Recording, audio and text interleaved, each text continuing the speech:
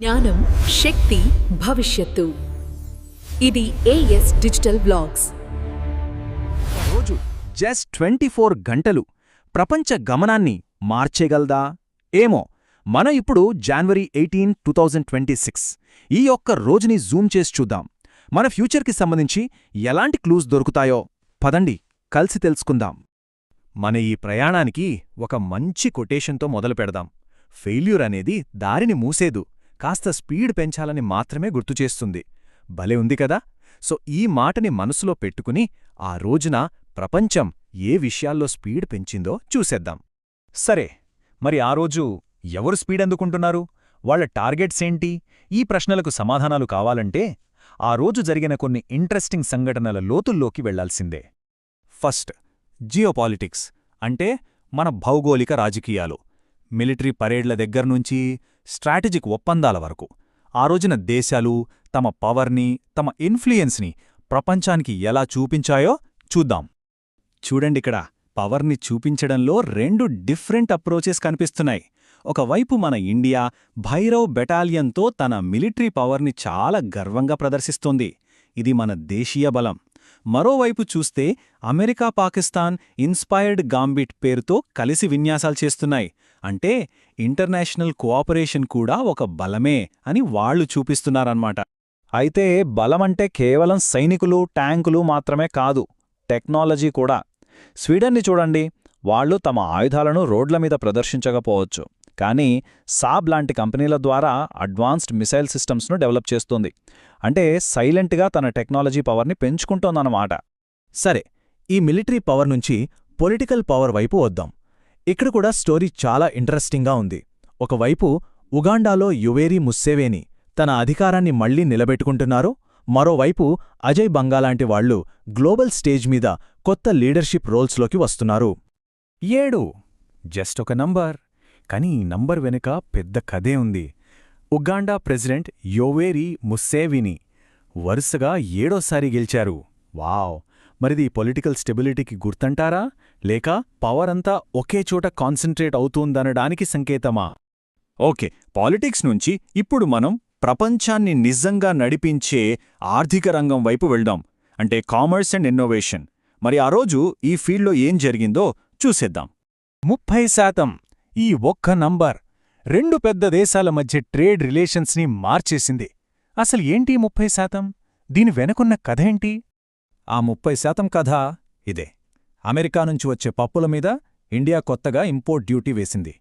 చూడ్డానికిది చిన్న నిర్ణయంలా అనిపించొచ్చు, కానీ ఈ ఒక్క డెసిషన్ రెండు దేశాల్లోని రైతుల, వ్యాపారుల జీవితాల్ని ఎంతలా ప్రభావితం చేస్తుందో కదా. ఇదిలా ఉంటే అదే రోజున ఇండియాలో ఫ్యూచర్ని డిజైన్ చేసే రెండు పెద్ద మీటింగ్స్ జరిగాయి. హైదరాబాద్లో వింగ్స్ ఇండియా 2026 ఏవియేషన్ ఫ్యూచర్ గురించి చర్చిస్తుంటే, ఢిల్లీలో ఇండియా పవర్ సమిట్ మన ఎనర్జీ ఫ్యూచర్ గురించి ప్లాన్ చేస్తున్నారు. ఒకటి ఆకాశం గురించి, ఇంకొకటి భూమి గురించి. ఇంట్రెస్టింగ్ కదా? ఆ పవర్ సమ్మిట్ థీమ్ చూడండి. Electrifying growth, empowering sustainability, connecting globally. అంటే వృద్ధి, సుస్థిరత, గ్లోబల్ కనెక్టివిటీ. ఇది జస్ట్ ఒక స్లోగన్ కాదు. స్పీడ్గా మారుతున్న ఈ ప్రపంచంలో మనం ముందుకు వెళ్లాలి అనే అంబిషన్కి ఇదొక నిదర్శనం. ఇన్నోవేషన్ అంటే ఎప్పుడూ పెద్ద పెద్ద కంపెనీలే గుర్తుకొస్తాయి, కానీ మన డైలీ లైఫ్ని సింపుల్ చేస్తున్న కర్ణాటక బ్యాంక్ లాంటి సంస్థలు కూడా ఈ రేస్లో ఉన్నాయి. వాళ్లకి best fintech and DPI adoption award వచ్చింది. అంటే టెక్నాలజీని వాడుకోవడంలో వాళ్ళు ముందున్నారన్నమాట. సరే, ఇప్పటిదాకా దేశాల గురించి, పెద్ద పెద్ద ఇండస్ట్రీల గురించి మాట్లాడుకున్నాం. ఇప్పుడు ఫోకస్ని కొంచెం పర్సనల్ లెవెల్కి తీసుకొద్దాం. అంటే వ్యక్తుల గురించి, వాళ్లు సాధించిన అద్భుతమైన విజయాల గురించి. మొదటగా athlete Alisha Chaudhary, world karate సిరీస్లో మెడల్ గెలిచిన మొట్టమొదటి భారతీయ మహిళ. ఇది కేవలం ఆమె విజయం కాదు, ఎన్నో కలలు కనే ప్రతి అమ్మాయి విజయం. ఆమె ఇప్పుడు ఎంతో మందికి ఒక ఇన్స్పిరేషన్. ఇక సైన్స్ ప్రపంచంలోకి వస్తే అమెరికన్ సైంటిస్ట్ టోబీ కేర్స్కి ప్రతిష్టాత్మకమైన టైలర్ అవార్డొచ్చింది. ఈ అవార్డ్ని ఎన్విరాన్మెంటల్ సైన్స్లో నోబెల్ ప్రైజ్ లాంటిది అంటారు. ఆమె చేసిన రీసెర్చ్ మన భూమి భవిష్యత్తుని అర్థం చేసుకోవడానికి చాలా హెల్ప్ అవుతుంది. ఓకే, ఇది కొంచెం డిఫరెంట్గా ఉంటుంది. కరణ్ ఫ్రైస్. ఇదేదో ఫారెన్ డిష్ పేరు అనుకుంటున్నారా? కాదు, ఇదొక ఆవు పేరు. ఇది మామూలు ఆవు కాదు, ఒక సైంటిఫిక్ వండర్. మన నేషనల్ డైరీ రీసెర్చ్ ఇన్స్టిట్యూట్ వాళ్ళు ఎక్కువ పాల దిగుబడి కోసం డెవలప్ చేసిన ఒక స్పెషల్ బ్రీడ్. ఇది మన డైరీ ఇండస్ట్రీ ఫ్యూచర్నే మార్చేయొచ్చు. చివరగా ఆర్ట్స్ అండ్ కల్చర్. ఒకవైపు అమృత షా రాసిన ది అదర్ మోహన్ అనే కొత్త పుస్తకం రిలీజవుతోంది, అంటే కొత్త కథలు పుడుతున్నాయి. మరోవైపు స్నోబోర్డింగ్ లెజెండ్ ఉలీ కెస్టన్ హోల్స్ని గుర్తు చేసుకుంటున్నాం, అంటే గతాన్ని గౌరవిస్తున్నాం.